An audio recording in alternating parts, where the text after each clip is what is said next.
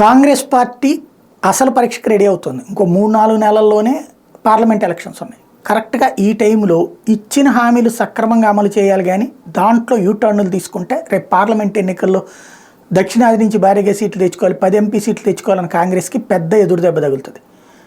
ప్రతి ఒక్కళ్ళకి ఆడపిల్లలకి డబ్బులు ఇస్తామన్నారు, ప్రతి ఒక్కళ్ళకి గ్యాస్ అన్నారు, ప్రతి ఒక్కళ్ళకి కరెంట్ అన్నారు, అంతేగాని అర్హులు అని చెప్పాల.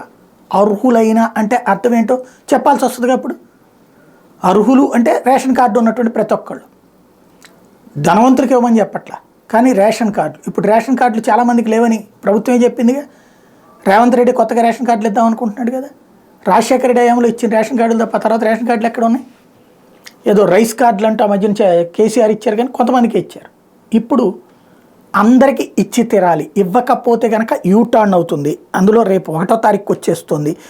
ఇందులో అతిపెద్దదైనటువంటి అంశం 500 రూపాయల గ్యాస్ సిలిండరు రేపు 1 నుంచి అన్నా అమలు చేయాలి. ప్రతి ఇంటికి 200 యూనిట్ల కరెంటు బిల్లులో కొయ్యాలా.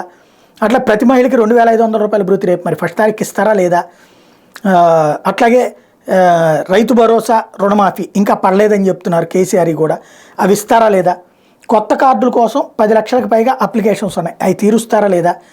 రేషన్ కార్డుకే లింక్ పెడుతున్నటువంటి నేపథ్యంలో రేషన్ కార్డుల గురించి పెద్ద డిమాండ్ పెరుగుతుంది. ఏం జరుగుద్దో చూడాలి.